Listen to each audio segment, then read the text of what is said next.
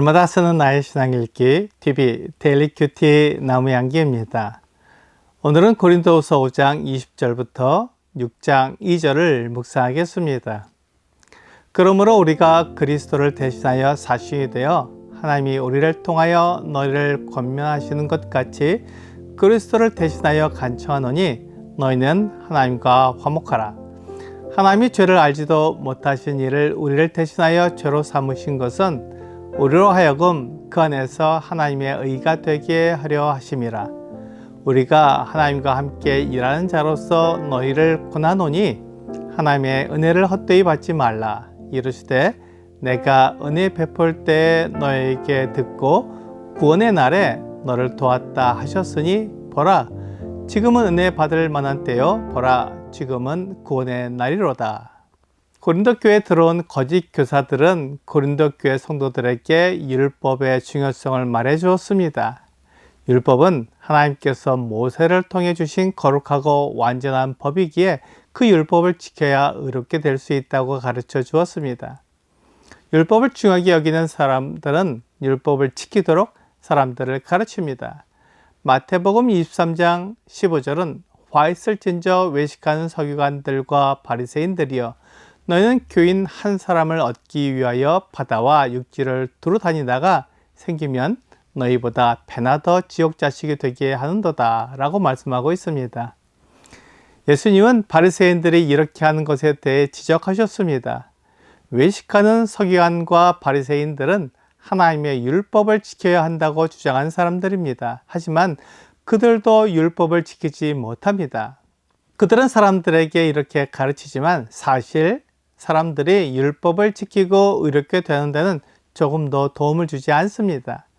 마태복음 23장 2절부터 4절까지는 서기관들과 바리새인들이 모세의 자리에 앉았으니 그러므로 무엇이든지 그들이 말하는 바는 행하고 지키되 그들이 하는 행위는 본받지 말라. 그들은 말만 하고 행하지 아니하며 또 무거운 짐을 묶어 사람의 어깨에 지우되 자기는 이것을 한 손가락으로도 움직이려 하지 아니하며 라고 말씀하고 있습니다. 서기관들과 바리새인들이 모세의 자리에 앉아서 사람들이 율법을 지키는지 지키지 않는지 보고 있습니다. 그들은 사람들을 판단하고 심판하지만 그들을 도우려고 하지 않습니다. 무거운 짐을 다른 사람의 어깨에 지우지만 그것을 한 손가락으로도 움직이려 하지 않습니다. 전혀 도울 마음이 없는 것입니다. 율법은 하나님의 사랑을 가리키고 있고 사람이 율법을 지키지 못하기 때문에 하나님의 용서가 필요합니다. 그런데 그들이 모세의 자리에 앉았으면 사람들을 도와줘야 하지만 그들도 율법을 지키지 못하기에 다른 사람을 도와줄 수 없습니다. 하나님 앞에서 율법을 지키지 못한 사람이 어떻게 하나님과 화목할 수 있겠습니까? 그러므로 율법은 하나님 앞에서 사람을 의롭게 만들어주지 못합니다. 그렇다면 사람이 어떻게 하나님과 화목할 수 있습니까? 그것은 하나님께서 준비하신 하나님의 아들을 통해 가능합니다. 바울은 이것을 말하고 있는 것입니다. 거짓 교사들이 율법을 지키라고 말하지만 그것을 통해 하나님과 화목할 수 없습니다. 그렇지만 하나님께서 보내주신 구원자를 통해 하나님과 화목하게 될 수 있습니다. 그래서 바울은 하나님과 화목하라고 말하고 있는 것입니다. 율법은 하나님의 기준이기 때문에 사람이 하나님의 기준을 만족시킬 수 없습니다. 로마서 3장 19절과 20절은 우리가 알거니와 무릇 율법이 말하는 바는 율법 아래에 있는 자들에게 말하는 것이니 이는 모든 입을 막고 온 세상으로 하나님의 심판 아래에 있게 하려 함이라.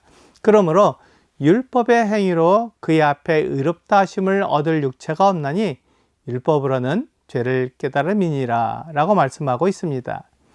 율법은 하나님의 기준이기에 그 율법을 지키는 것으로 하나님 앞에서 의롭다 하심을 얻을 사람이 없습니다. 그렇다면 어떻게 하나님과 화목할 수 있습니까? 그것은 하나님을 만족시키는 구원자를 통해 화목할 수 있습니다. 하나님은 사람의 죄를 용서하시기 위해 하나님의 아들을 사람으로 태어나게 하셨습니다. 하나님의 아들이 사람으로 태어나시지만 그분에게는 죄가 전혀 없습니다. 예수님은 죄를 알지도 못한 분입니다. 그런 하나님의 아들이 사람을 위해 기꺼이 죽으셨습니다. 예수님은 억지로 사람들에게 붙들려서 십자가에 못 박히신 것이 아닙니다. 예수님은 십자가에 못 박히실 것을 알고 이 세상에 사람으로 태어나셨습니다. 그리고 기꺼이 자신을 화목제물로 내어주셨습니다. 예수님이 하나님과 사람을 화목하게 하실 수 있는 것은 그분이 영원한 생명을 가지셨기 때문입니다. 예수님이 십자가에서 죽으심으로 내신 값은 영원한 생명입니다. 사람은 영원한 생명을 가지고 있기에 영원한 생명으로 모든 사람을 위한 값을 치를 수 있습니다. 율법과 믿음은 이런 차이점이 있습니다. 바울은 이 복음을 전해주기 위해 하나님의 부르심을 입은 사람이 되었습니다. 그래서 그는 하나님과 함께 일하는 사람이라고 말한 것입니다. 우리가 복음을 전할 때 하나님과 함께 일하는 사람이 됩니다. 히브리서 2장 3절과 4절은 우리가 이같이 큰 구원을 등한히 여기면 어찌 그 보응을 피하리요. 이 구원은 처음에 주로 말씀하신 바요. 들은 자들이 우리에게 확증한 바니 하나님도 표적들과 기사들과 여러 가지 능력과 및 자기의 뜻을 따라 성령이 나누어 주신 것으로서 그들과 함께 증언하셨느니라 라고 말씀하고 있습니다. 우리가 복음을 들을 때 그것을 등한히 여길 수 없습니다. 하나님께서 모든 것을 아시며 모든 것을 심판하실 것이기 때문입니다. 바울은 하나님과 함께 일하는 사람으로서 복음을 전해주면 그 복음을 헛되이 받지 말라고 말하고 있습니다. 거짓 교사들은 하나님과 화목할 수 있는 복음을 전해주지 못하지만 바울은 하나님과 화목할 수 있는 복음을 전해주기 때문입니다. 바울이 전하는 그 복음을 헛되이 받으면 그는 하나님과 화목할 수 있는 기회를 놓칩니다. 그것은 다시 얻을 수 있는 것이 아닙니다. 그러므로 복음을 들을 때 헛되이 듣지 말고 하나님과 화목할 수 있도록 예수 그리스도를 믿어야 합니다. 지금이 은혜 받을 만한 때요, 구원의 날이기에 바울이 전하는 복음을 믿고 생명을 얻어야 합니다. 오늘의 적용 질문을 보겠습니다. 우리는 구원을 통해 하나님과 화목하게 되었으나 매일의 삶에서 화목을 이루어가야 합니다. 하나님과 화목되지 못한 영역이 있나요? 화목을 이루기 위해 어떻게 해야 할까요? 하나님과 화목할 수 있는 길은 하나님께서 준비하신 구원자 예수 그리스도를 통해서만 가능합니다. 바울이 하나님과 함께 일하는 사람으로서 복음을 전해줄 때 그분을 믿고 생명을 얻어야 합니다. 예수 그리스도를 믿는 믿음이 하나님과 화목하게 만들어줍니다.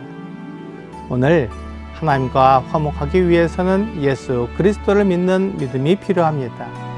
예수 그리스도를 통해 하나님께 나아가 생명을 얻는 여러분과 제가 되기를 주 예수님의 이름으로 기도합니다.